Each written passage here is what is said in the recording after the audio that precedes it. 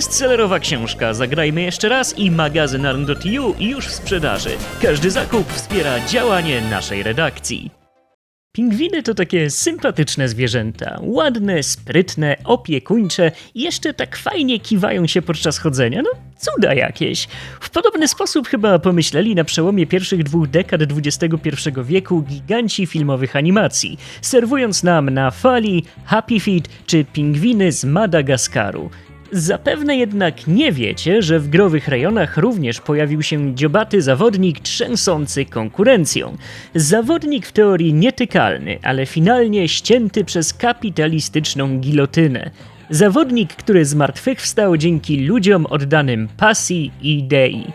Usiądźcie i rozgośćcie się.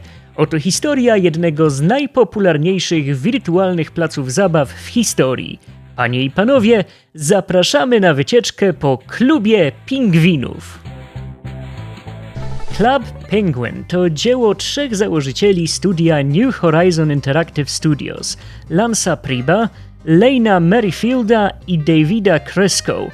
Jak opowiadał drugi z wymienionych panów, przyczyna powstania tytułu była ściśle powiązana z troską o bezpieczeństwo ich własnych dzieci w dobie rozwijającego się internetu i idących za tym zagrożeń. Stworzyliśmy Klub Penguin, bo nie potrafiliśmy znaleźć czegoś w tym stylu dla naszych dzieci, gdy osiągnęły wiek, gdy grały już w gry komputerowe. Szukaliśmy czegoś z elementem społecznościowym, ale bezpiecznym, nie tylko reklamowanym jako bezpieczne. Skoro nie znaleźliśmy, uznaliśmy, cóż, zbudujmy to sami i zobaczymy, co dalej. Pingwini Klub nie był pierwszym projektem kanadyjskiego tercetu. Jeszcze przed powstaniem New Horizon jako pracownicy Rocket Snail Games panowie wcielili w życie część swoich pomysłów, poczynając od wydanego w 2000 roku Experimental Penguins, a następnie rozwijając wizję w kontynuacji o nazwie Penguin Chat. Nie był to jednak szczyt ambicji twórców, którzy pragnęli stworzyć bezpieczną platformę dla dzieci z całego świata. Nawet jeśli dotychczasowe projekty wzbudzały istotne zainteresowanie użytkowników, nie były one tym, do czego dążyli ich autorzy. Wkrótce Prib i Merrifield przekonali będącego ich szefem Criskę do założenia nowego studia i uczynienia pracy nad ich wymarzonym dziełem sprawą priorytetową. Pomoc kilku dodatkowych osób i praca pełną parą sprawiły, że już w sierpniu 2005 roku rozpoczęły się testy wersji beta. 2 miesiące później, 24 października, Klub Pingwina oficjalnie otworzył swoje wirtualne drzwi dla wszystkich chętnych. Marzenie twórców stało się rzeczywistością. Cały projekt był finansowany z prywatnych kieszeni jego ojców, dzięki czemu zachowali oni pełnię praw do marki. Jednak taki ruch skutkował skromnym budżetem marketingowym, dlatego sukces, jaki pociągnęła za sobą produkcja, mógł zaskoczyć zespół, który do 2007 roku rozrósł się do około 100 osób. Po wirtualnym śniegu dreptało wówczas już ponad 12 milionów pingwinów. Nie dziwi zatem, że tak dobrze rozwijający się projekt przykuł uwagę korporacyjnych gigantów. Niecałe 2 lata po premierze gry, w sierpniu 2007 roku, Club Penguin i całe studio zostały wykupione przez Disneya za ponad $350 milionów. Niebawem produkcja stała się jednym z najbardziej popularnych tytułów MMO na świecie, a przez kolejne lata jej pozycja stawała się coraz silniejsza. Dobra, pogadaliśmy trochę o historii, tylko jak właściwie wyglądał i co oferował omawiany tytuł. Na początek szata graficzna. Przyjęty styl był prosty, a mimo to bardzo miły dla oka. Kreskówkowy image pingwiniej krainy trwale wrył się w świadomość odbiorców, poddając się systematycznie niewielkim liftingom. Rewolucje nie były tutaj potrzebne. Mimo prostoty, każdy element układanki miał swój charakter i wyróżniał się na tle innych. Na przestrzeni lat nie do poznania zmieniła się natomiast sama witryna internetowa, skąd gracze mogli wejść do pingwiniego świata poprzez przycisk Play Now. Pierwsza i ostatnia wersja strony dzieliły ze sobą wyłącznie kolor i wizerunki głównych bohaterów. Sam design przeszedł drogę z prościutkiej, wzbogaconej kolorowymi dodatkami ściany tekstu do żywego, nowoczesnego obrazka sprawiającego wrażenie okładki popularnej animacji. O tym, do kogo skierowana była produkcja, mówił nawet podpis w panelu logowania, wyraźnie zaznaczający, iż w danym polu należy podać adres e-mail należący do rodziców. Po rejestracji użytkownik był raczony komunikatem z prośbą o zapytanie rodzicieli o możliwość aktywacji konta poprzez kliknięcie w link dostarczony na podaną skrzynkę. Ciekawe, ilu zainteresowanych zabawą naprawdę postąpiło tak, jak przykazali panowie twórcy. Po udanej weryfikacji trzeba było tylko wybrać jeden z mniej lub bardziej oblężonych serwerów, by po chwili wylądować na pokrytej śniegiem i lodem wyspie podzielonej na lokacje. Początkowo ich wybór był skromny, ale wraz z rozwojem gry mapa rozrosła się znacząco, oferując coraz to nowe sposoby na zabawę. Trzonem platformy był oczywiście aspekt społecznościowy. Pingwinie ścieżki nieustannie się przecinały. Użytkownicy mogli czatować, wykorzystując predefiniowane zwroty lub wpisywać własne wiadomości w okienku położonym u dole ekranu. Ta druga opcja została zablokowana na serwerach z funkcją Ultimate Safe Chat, swojego rodzaju jeszcze bardziej bezpiecznego miejsca już i tak bardzo bezpiecznej gry. Nie oznacza to, że otwartą komunikację całkowicie pozbawiono ochrony. Słowa powszechnie uznawane za obelżywe nie były widoczne dla innych. W dodatku za podejrzaną lub niezgodną z dobrymi obyczajami aktywność można było dostać bana, a w tropieniu internetowych frustratów, oszustów i wszelkiego złego nasienia pomagali sami gracze dzięki systemowi zgłaszania naruszeń. Tytuł pozwalał jednak nie tylko na realną komunikację, gdzie rozmawiali ze sobą użytkownicy, ale także na to, co chyba najpiękniejsze – odgrywanie ról. W grze nie brakowało miejsc znanych z codziennego życia, takich jak pizzeria czy kawiarnia, ale również tych bardziej nietypowych jak latarnia morska czy kopalnia. W sklepach można było zakupić pojedyncze elementy garderoby lub całe komplety z oferty standardowej, a także specjalne wersje pasujące do odwiedzanego miejsca. Swoje poczesne miejsce miały także przedmioty darmowe. Jeśli coś kosztowało uczciwe 0, istniało wysokie prawdopodobieństwo, że krainę opanują klony, solidarnie wyposażone w daną rzecz i wykonujące pasującą doń czynność. Życiowe. Spędzając czas w grze, młodzi odbiorcy w dostosowany do ich wieku sposób mogli nauczyć się szacunku do pracy i pieniądza. Na wirtualne bogactwo trzeba było zapracować, a sposoby zarobku były różnorodne. Dominowały minigry. Jedne przypominały prawdziwe obowiązki, jak rozładowywanie ciężarówek z kawą czy robienie pizzy. Inne miały bardziej rozrywkowy charakter pokroju łowienia ryb czy gry na automatach.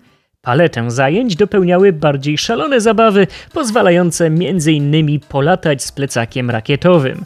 A to nie wszystko, bo stan konta mógł rosnąć chociażby za sprawą czynności wykonywanych w konkretnych lokacjach. Jedną z najbardziej popularnych form takich działań było kopanie. Idąc do kopalni i wyposażając się w klasyczny kask z żarówką, użytkownik mógł umieścić swojego awatara w określonym polu i wybrać z menu polecenie tańca. Wówczas postać wyciągała zza pleców młot pneumatyczny i kopała ile wlezie, pląsając w objęciach nieludzkich przeciążeń i wydobywając z ziemi monety. To często była praca zespołowa, bo choć każdy pracował na swoje, ktoś musiał dbać o stały dopływ prądu, wrzucając śnieżki do specjalnego otworu, co zasilało kopalnię i zapewniało oświetlenie na jej terenie. A na co dokładnie można było przeznaczyć ciężko zarobione wynagrodzenie? Oprócz wspomnianych już ubrań, ważnym towarem były również przedmioty kosmetyczne pokroju desek surfingowych, instrumentów muzycznych, kijów hokejowych, a nawet mopów.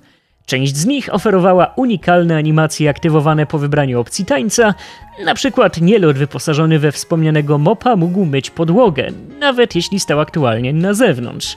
Inne były używane w odpowiadających minigrach. Trafiały się także elementy oferujące dodatkowe atrakcje w ściśle określonych warunkach. Przykładem mogą być instrumenty. Normalnie korzystanie z puzonu czy innej gitary wywoływało jedynie ruchy imitujące wirtuozerskie popisy, ale kiedy to samo działo się na specjalnie przygotowanej scenie w latarni morskiej, do wizji dodawano fonię. Oczywiście granie ograniczało się do zapętlonej, tej samej kilkusekundowej próbki, ale kto by się tym przejmował?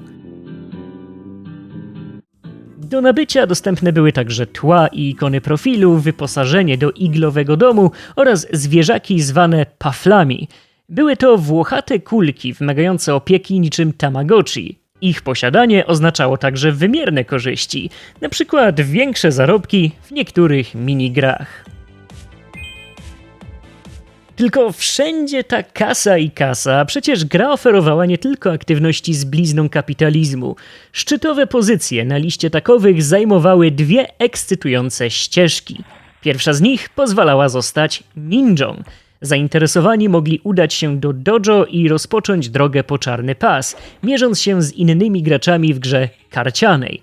Rozgrywka opierała się na 3 żywiołach – ogniu, wodzie i śniegu, a inspiracją do jej stworzenia była klasyczna zabawa w kamień, papier, nożyce. Zasady widzicie teraz na ekranie. Twórcy systematycznie dodawali kolejne odsłony zabawy dostępne tylko dla posiadaczy czarnego pasa i tytułu ninja. Każda z nich uderzała w klimaty jednego z żywiołów i oferowała unikatowe zasady. Drugą drogą, tym razem zapewniającą stałe miesięczne wynagrodzenie, było poświęcenie się w służbie narodowi drepczącemu i wejście w buty agenta pingwinich sił specjalnych. Dołączenie do tej elitarnej jednostki otwierało dostęp do tajnej kwatery stowarzyszenia i pozwalało brać udział w tajnych misjach opartych o mechanikę wskaż i kliknij. Twórcy skrupulatnie kształtowali fabułę uniwersum o wydarzenia mające chwilowy lub stały wpływ na kształt całej krainy. Idealnym przykładem jest wielka eksplozja popcornowej bomby Herberta z 2010 roku. Destrukcji uległa siedziba agentury oraz prowadzący do niej sklep sportowy. Kiedy gracze zażegnali kukurydziany kryzys, pingwini szpiedzy wrócili do działania, ale sklep nie został nigdy odbudowany, a oferowany asortyment został przeniesiony na stadion. 2 lata później miała miejsce operacja Blackout. W trakcie niemal miesięcznego eventu pierzaści agenci walczyli, by oswobodzić porwanych bohaterów i uratować krainę przed atakiem niedźwiedzia polarnego Herberta. Ale nie wszystkie eventy miały stały wpływ na lodowy świat. Większość z nich nie dotyczyła także elitarnej służby. Imprezy, bo tak tytułowano je w oryginale, odbywały się regularnie i oferowały przeróżną tematykę. Od nawiązującej do prawdziwego kalendarza, jak świętowanie Nowego Roku i Halloween, przez święta pafli i wydarzenia rocznicowe, po akcje sponsorowane promujące inne marki Disneya, m.in. Marvela czy Gwiezdne Wojny. Dziś akcje oparte na wielkich markach to dobrze znany widok. Club Penguin obfitował w nie już wiele lat temu. Skala wszystkich imprez była różna, ale każda oferowała darmowe i płatne przedmioty, specjalne aktywności, tematyczne dekoracje dobrze znanych miejsc oraz dostęp do ekskluzywnych czasowo pomieszczeń. Na koniec 3 słowa. Coins for Change. Począwszy od 2007 roku aż do końca żywota tytułu, w okresie przedświątecznym odbywała się charytatywna akcja, podczas której użytkownicy mogli przekazywać swoje monety na cele dobroczynne. Jak to działało? Twórcy przeznaczali na program pulę w wysokości $1 000 000 dzieloną między wybrane organizacje dobroczynne zgodnie z podziałem procentowym opartym na wpłatach pingwinów. W trakcie 10 edycji Coins for Change cyfrowe drepczaki przekazały na rzecz akcji kilkadziesiąt, jeśli nie kilkaset miliardów monet. Wspaniały pokaz wspólnoty i ogromnej woli pomocy wśród najmłodszych. Taki właśnie był Klub Pingwinów. Kolorowy, pozbawiony monotonii, uczący empatii i wartości pieniądza, dający pole do nieskończonej zabawy i interakcji. I to nie tylko w przeglądarce, bo w 2013 roku zaczęto wprowadzać wersję mobilną, oferującą niemal wszystkie możliwości edycji desktopowej. I można by mówić jeszcze długo, chociażby o odznakach, czy tutejszym systemie osiągnięć, albo oficjalnej gazetce Club Penguin Times, dostępnej za darmo z poziomu gry. Wyspa zatapiała się pod ciężarem zawartości, a to wszystko bez barier finansowych.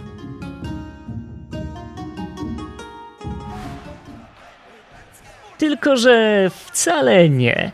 Być może w trakcie oglądania tego filmu przez waszą głowę przeszło pytanie, ale skąd oni mieli na to pieniążki? Odpowiedź brzmi z bardzo wielu źródeł, a każde z nich oferowało dobra mniej lub bardziej niezbędne do poznania pełnej oferty Śnieżnego Miejsca. Nieodłącznym elementem wielu gier MMO były i są abonamenty premium. Pingwinia odmiana tej niecnej mechaniki nosiła miano członkostwa. I był to przywilej potężny, bowiem pozwalał na dostęp do wszystkich wspomnianych wcześniej atrakcji, wyróżniając się zatrważająco na tle budżetowej grupy z ograniczeniami. Jak bardzo ograniczonymi? Wystarczy powiedzieć, że jej przedstawiciele mogli kupować wyłącznie przedmioty oznaczone w katalogach znakiem dla wszystkich, adoptować do 2 pafli, nie mając przy tym możliwości wyboru poza barwami czerwoną i niebieską, czy korzystać tylko z darmowych elementów poszczególnych imprez. Ponadto zwykły użytkownik nie miał wstępu do specjalnych lokacji, a jego zdolności zarabiania były mocno ograniczone, gdyż darmówczaki musiały bawić się jedynie na początkowych planszach zdecydowanej większości minigier. Realne pieniądze mogły zostać przeznaczone także na inne dobra. Marka była silna, to też nie dziwi fakt, że Disney chciał ubić na tym fakcie solidny interes. Niedługo po nabyciu praw do gry, prawdziwe i internetowe półki sklepowe ugięły się pod ciężarem towarów sygnowanych nazwą Club Penguin. Produkowano maskotki, figurki, ubrania, książki, gry komputerowe, paczki z kartami Card Jitsu. Było tego naprawdę sporo.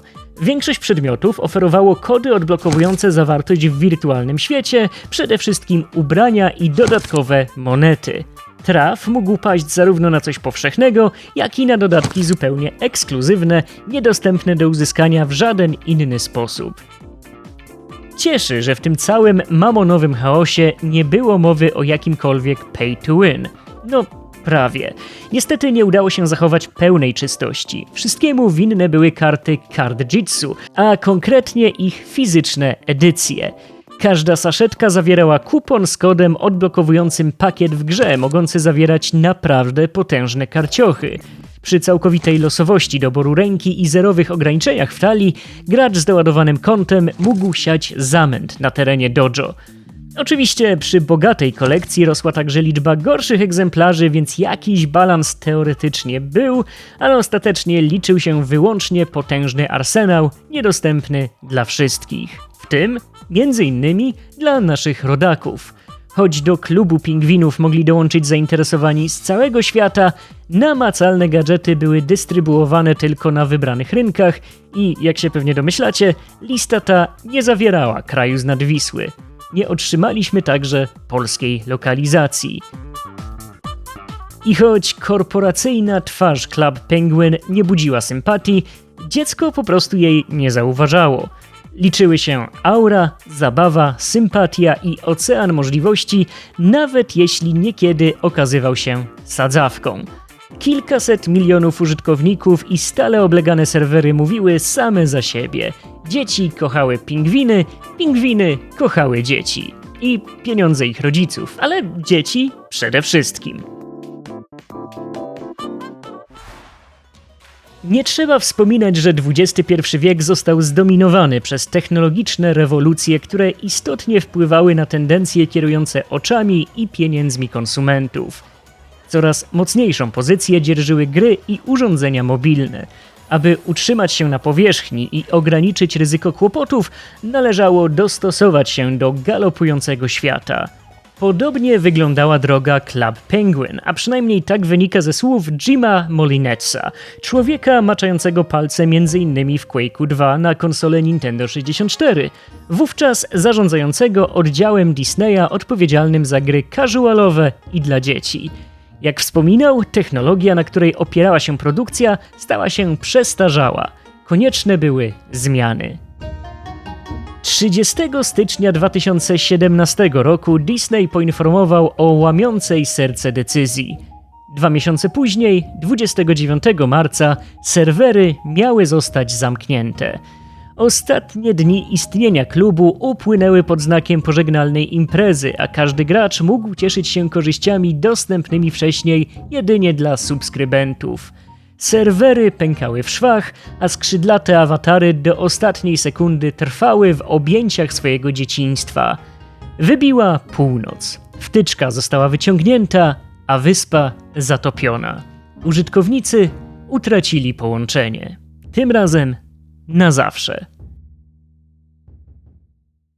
Tylko że nie do końca, bowiem ostatni dzień w historii oryginału był także pierwszym w życiu jego dziedzica.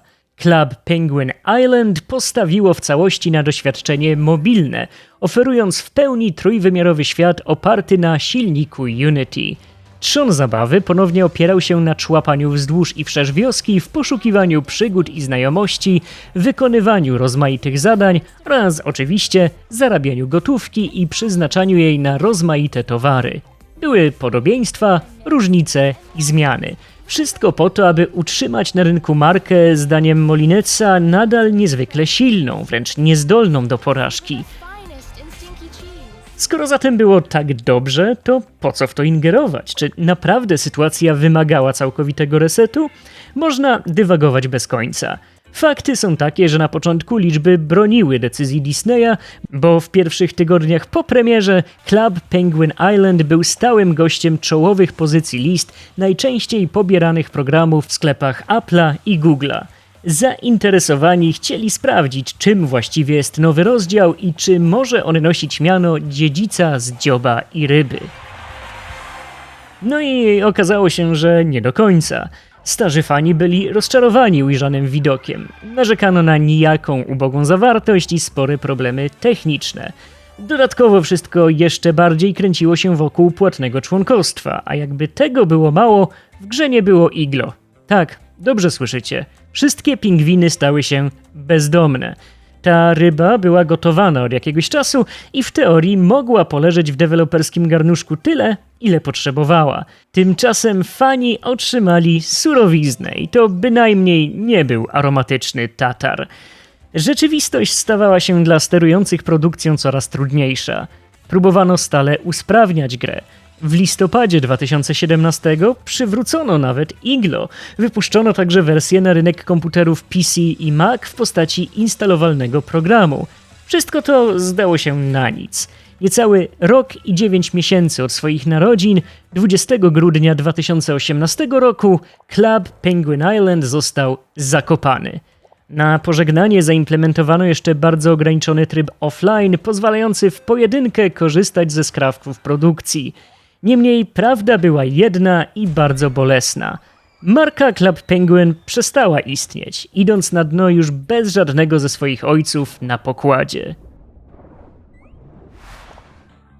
Ale fani nie myśleli biernie opłakiwać legendy. Mało tego, natychmiast przystąpili do procesu jej wskrzeszenia. Sposób na to był dość prosty i nazywał się prywatne serwery. Już wiele lat wcześniej użytkownicy zaczęli wykorzystywać bazę danych produkcji do tworzenia jej nieoficjalnych, zmodyfikowanych wersji pozbawionych płatnych planów. Jednym słowem, prywatne serwery były oderwanymi od oryginału bytami usypanymi na modłę ich autorów. Kiedy jednak pierwotne źródło przestało istnieć, niewinne projekty stawały się wiernymi kopiami, cieszącymi się największym zainteresowaniem. Legendą obrósł przede wszystkim Club Penguin Rewritten, powołany do życia 1,5 miesiąca przed zamknięciem prawdziwego klubu. Na jego ogromny sukces największy wpływ miało wydarzenie zupełnie z tematem niepowiązane, czyli pandemia z 2020 roku. Zamknięci w domach ludzie odkryli miejsce pozwalające oderwać się od rzeczywistości i spędzić czas z innymi, a rosnące zainteresowanie szło w parze z rozwojem samej gry. Doszło nawet do wirtualnego koncertu. Amerykańska artystka Soccer Mommy i jej zespół przebrali się za skrzydlate postacie i wykonali kilka utworów, bawiąc liczną, żywiołowo reagującą publikę. Oczywiście wszystko opierało się na puszczaniu nagranych kawałków, ale zaangażowanie, pomysł i dostosowanie całej krainy były naprawdę godne uznania. Wyjątkowe inicjatywy, sumienna praca i systematyczne aktualizacje przyczyniły się do niesamowitego wyniku 11 milionów zarejestrowanych użytkowników. I cały ten spokój zakłócił właściciel praw do marki. 12 kwietnia 2022 londyńska policja miała aresztować 3 twórców serwera za nielegalne wykorzystanie i rozpowszechnianie treści chronionych prawem autorskim. Strona przestała istnieć, administratorzy usunęli się w cień. W mgnieniu oka upadła kolejna twierdza. Ale łowy Disneya rozpoczęły się znacznie wcześniej. Już w maju 2020 roku podobny los spotkał m.in. Club Penguin Online, goszczący w swoich progach 8 milionów członków. Mówiło się, że kluczowe w całej sytuacji było bezpieczeństwo i korzyści majątkowe. Wspomniane serwery miały niedostatecznie filtrować nieodpowiednie dla najmłodszych treści. Z kolei autorzy serwisów umieszczali na ich łamach reklamy w celach zarobkowych. To właśnie te dwa aspekty miały przelać czarę goryczy i skłonić giganta do interwencji. Bez wątpienia prawdziwe były natomiast obawy o przyszłość innych nieoficjalnych projektów. Czarna wizja wielkiego buldożera niszczącego wszelkie istniejące relikty legendarnego uniwersum okazała się jednak nieuzasadniona. No, przynajmniej w momencie pisania tych słów. Oddolne dzieła cały czas istnieją i mają się naprawdę solidnie. Większość oferuje także własne imprezy, wydarzenia i oferty specjalne, a nawet kompletnie przebudowuje znane systemy. Swoje miejsce znalazła nawet akcja Coins for Change. Nie sposób nie wspomnieć także o roli nieoficjalnych serwerów w powstawaniu tego materiału. Nie da się ukryć, że nagranie gameplayu z niedostępnego od dawna tytułu mogłoby być problematyczne. Dzięki pracy fanów mogliśmy dziś udać się w przeszłość i podziwiać wiernie odwzorowane walory oryginału. Szczerze polecam doświadczyć efektów pracy pasjonatów, niezależnie od tego, czy bawiliście się na oryginalnych serwerach, czy zupełnie nie znacie materiału źródłowego. Redaktor Przemek czuł wzruszenie, mogąc cofnąć się do czasów dzieciństwa. I choć od ostatniej wizyty na wyspie minęło wiele lat, ta gra wciąż potrafi wciągnąć i dać frajdę. Jak widzicie, losy ukochanej franczyzy nie zawsze muszą w pełni zależeć od pozbawionych skrupułów korporacji. Może pingwiny nie suszą już ząbków w centrach handlowych, ale wciąż istnieją w cyfrowym świecie i dają rzeszom graczy dziecięcą radość.